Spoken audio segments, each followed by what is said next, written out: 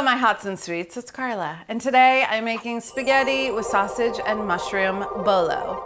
This dish came about because I was craving it on Mother's Day. And when you're me, you make your own Mother's Day dinner. I couldn't tell you why. I wanted to have like a rich sausage and mushroom pasta in the month of May, but I did and I couldn't get it out of my head. So I went and I got some sausage and I found some nice mushrooms and I came home and I made it without a recipe, winging it, feeling it, grooving. I had nice sausages, I had nice mushrooms. I have nice children, so I was feeling really nice on Mother's Day. I don't normally do this, but while we were sitting at dinner eating, Cosmo and I could not stop talking about how good it was. Like I needed his affirmations, but repeatedly, that this was like better than a normal pasta that I make that is usually pretty good. So I've made it a couple more times because as soon as I did, I was like, well, this has to be a recipe and I have to put it on the channel because I've never made anything this good ever. So I've made it 2 or 3 more times. It's never been as good as that day. So today we are chasing that high. We are trying to recreate a memory, a moment in time. It's ephemeral. Maybe we can't. Maybe we will always be searching and striving for the perfection that we once, or maybe it was just in the moment, the memory made it special and actually the pasta tastes the same, but the way I feel is different. We don't know, but we're gonna go through all of the motions. The first movement was taking the casing off of these sausages. You can tell by the color, I have 2 hots and 1 sweet. That's about 12 ounces. Usually a link is 4 ounces. You can do all sweet, you can go all hot, you can do 2 sweet and 1 and half, but this mix is right for me. I have this big, nice wide skillet. You could use a Dutch oven. I do think something wide is better for this because the mushrooms add a lot of moisture and sort of driving off that moisture will happen faster in a wide skillet, but you could totally use a Dutch oven. So it's preheating. I want it really, really hot when the sausages hit the pan because I want them to right away sort of start to form a crust. And I have my potato masher out because it is one of the great things for breaking the sausage up into pieces. A lot of recipes say use a wooden spoon. It's like a da-da-da-da-da-da. So we're gonna do this. 2 tablespoons of olive oil going in first. You need something on the pan so that there isn't just stickage and to create that nonstick barrier. And if your pan is properly preheated, when you tilt your pan to coat it with oil, you should see it break into that like shimmering pattern.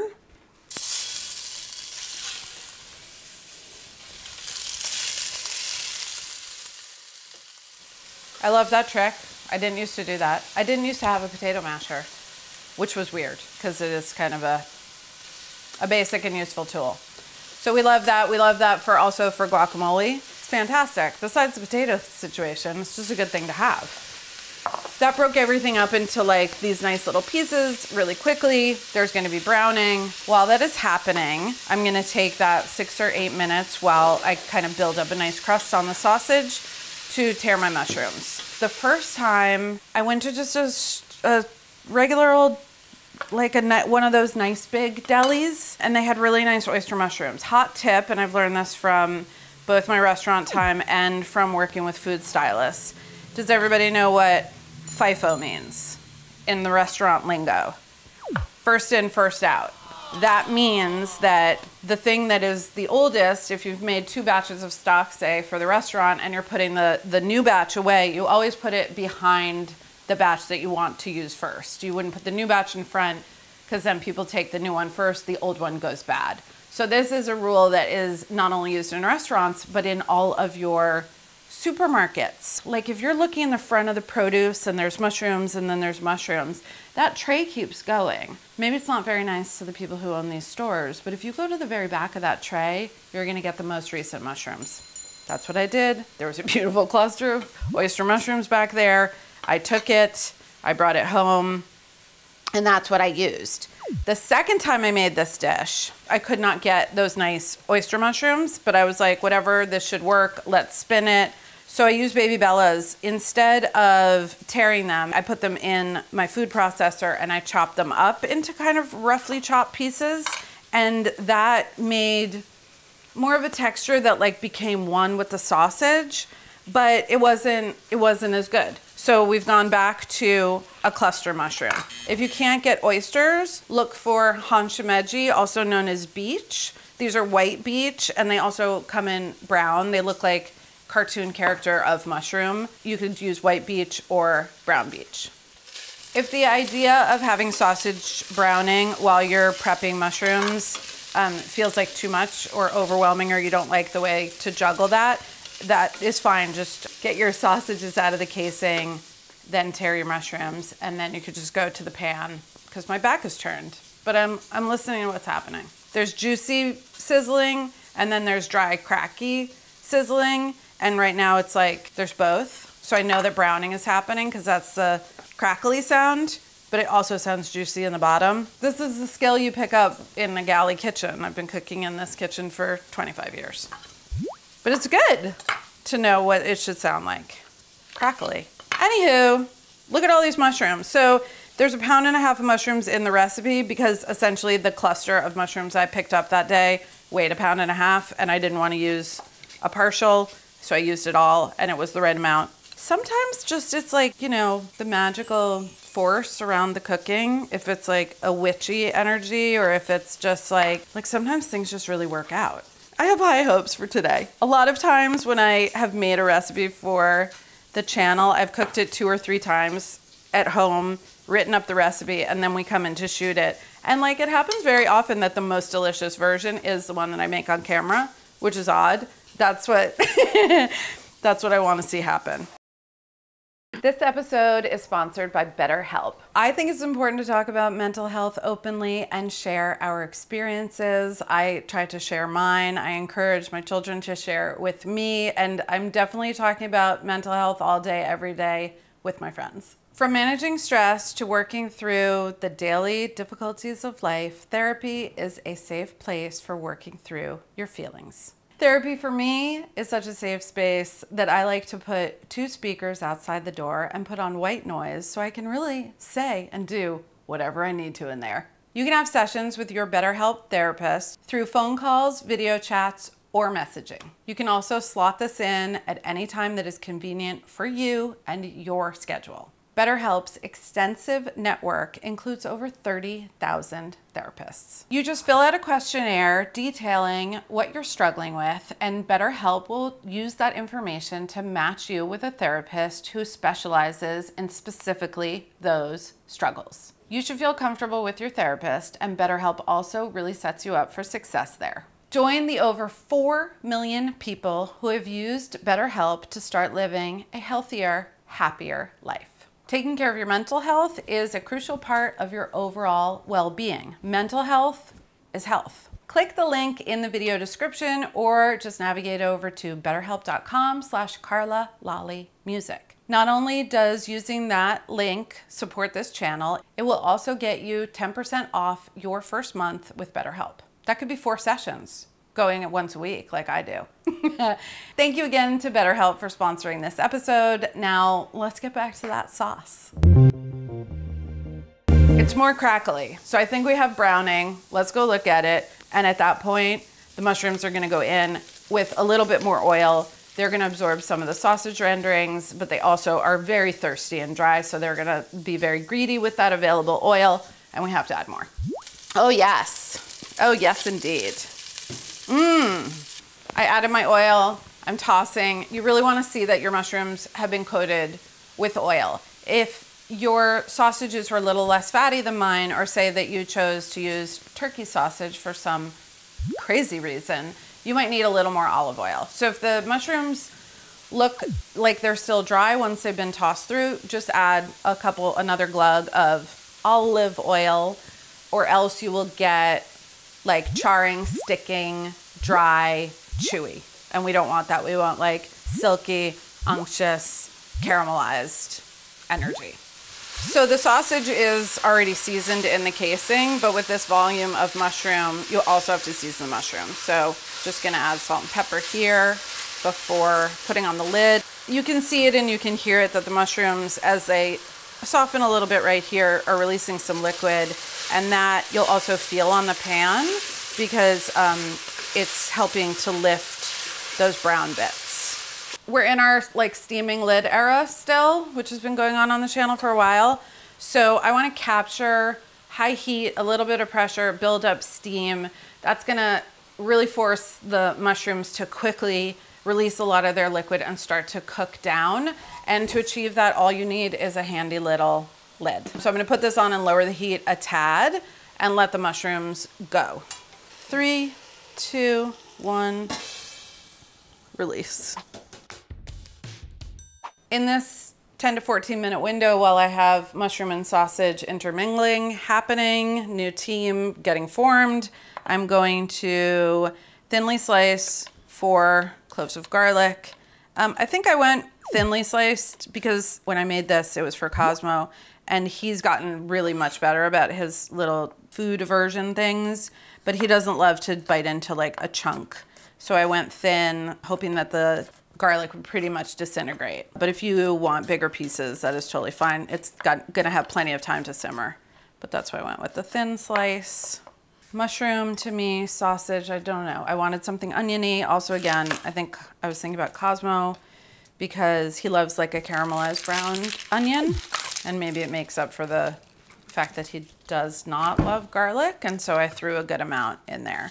If you didn't have shallots, as Andrea Nguyen on my Substack famously said, nothing bedevils her as a recipe developer as much as the shallot because of the size differential. I don't know, should we weigh them now that we're talking about it? Maybe we should. Trimmed weight of these shallots is 7.5 ounces. A medium to large white onion, untrimmed, 13, fine.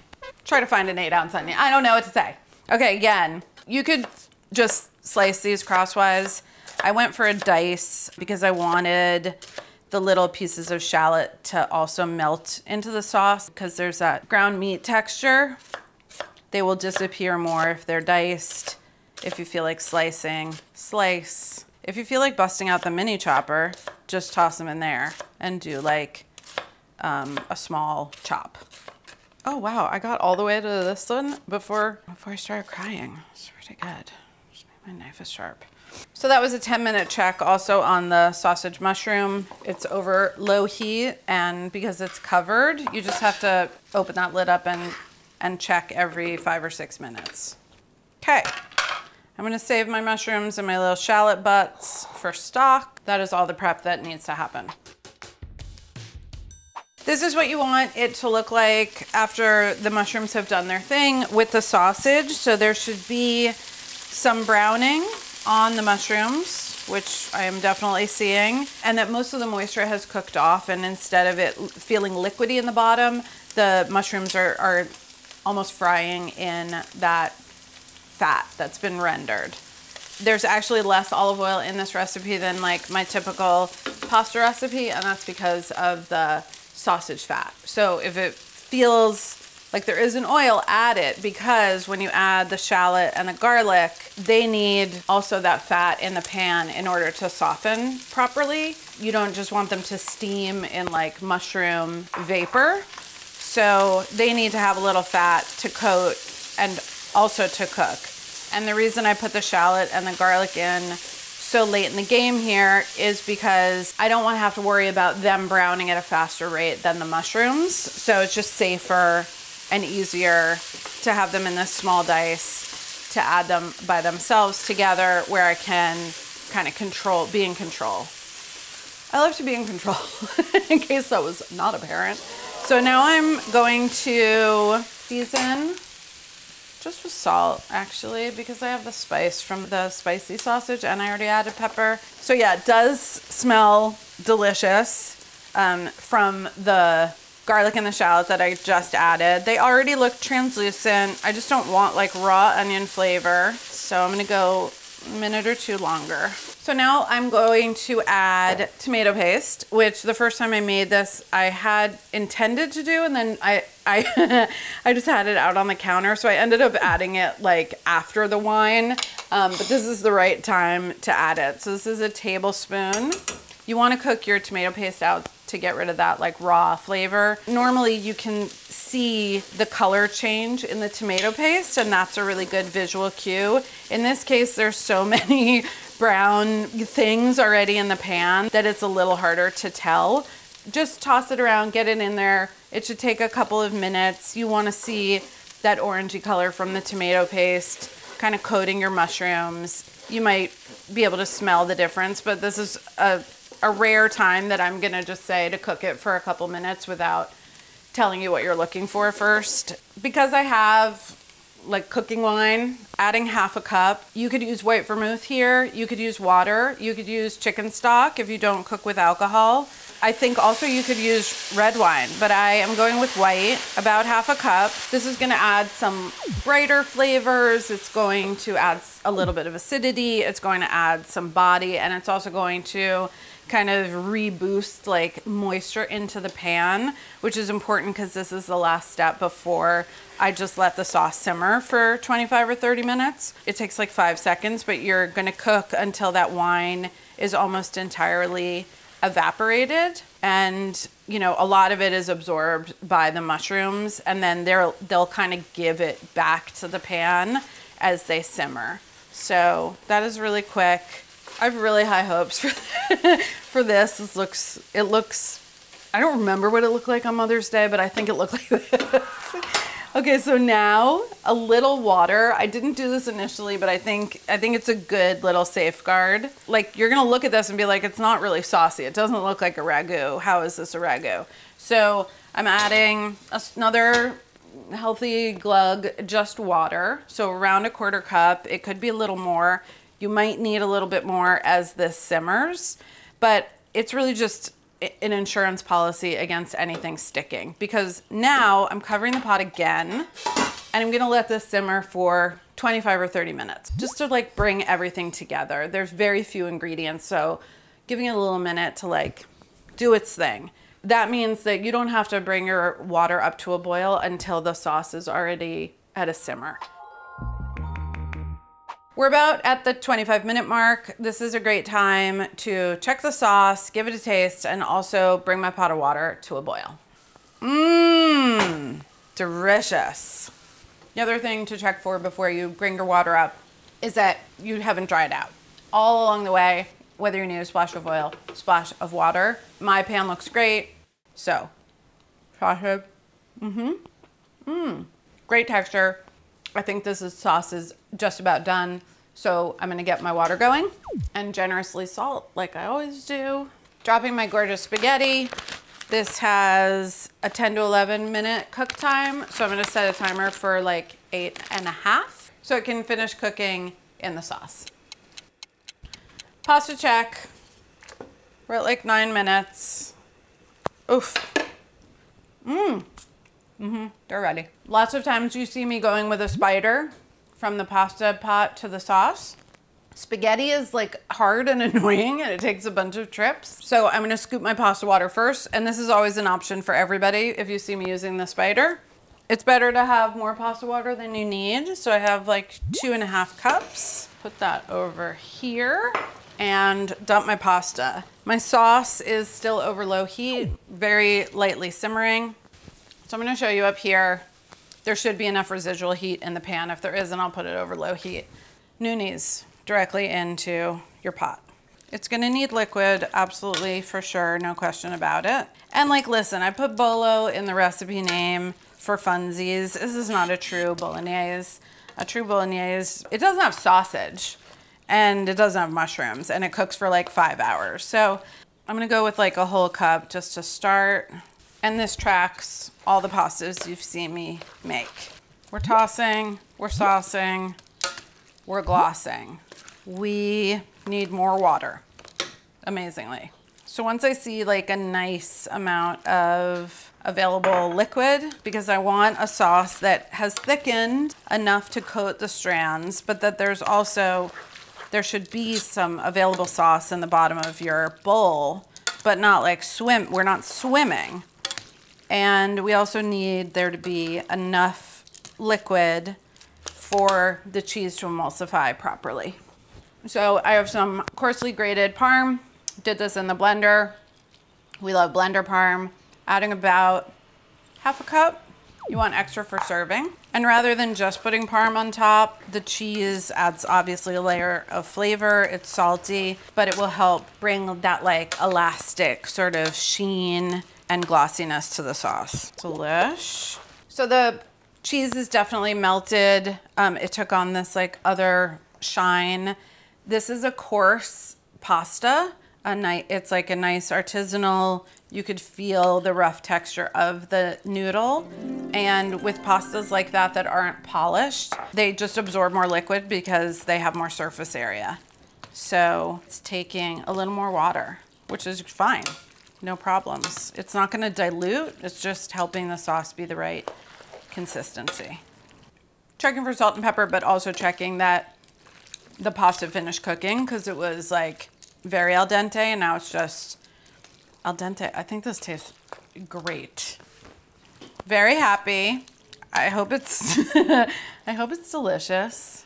I don't know if it ever will be. Will it be as good? We don't know. You know, sometimes it seems weird, like why 3 sausages and not 4? Like they come 4 to a package. But I'm happy with the decisions that I made.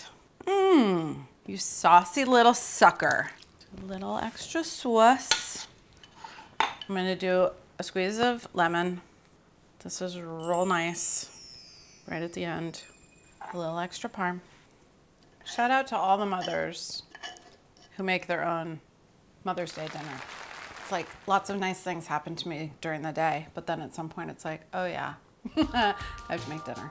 That's a good bite.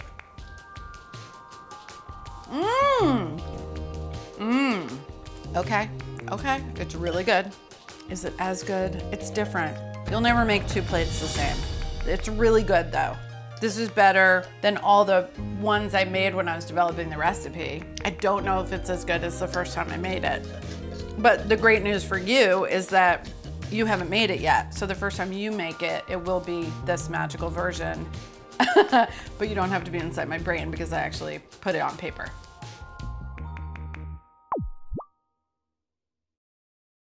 I might have worn this shirt when I did Gia's Sunday ragu. Maybe this is my like ragu bolognese shirt. This kind of this gives me Sophia Loren energy whenever I wear this shirt. And also cat. Like, can we talk about the cat clip that was a gift from my child? I'm really celebrating motherhood. Sophia Loren, mother, bolognese, a mother sauce. And then my older child gave me this incredible cat clip because he knows me so well. And he was like, I thought you might like to wear this in one of your videos someday. He was right. All right,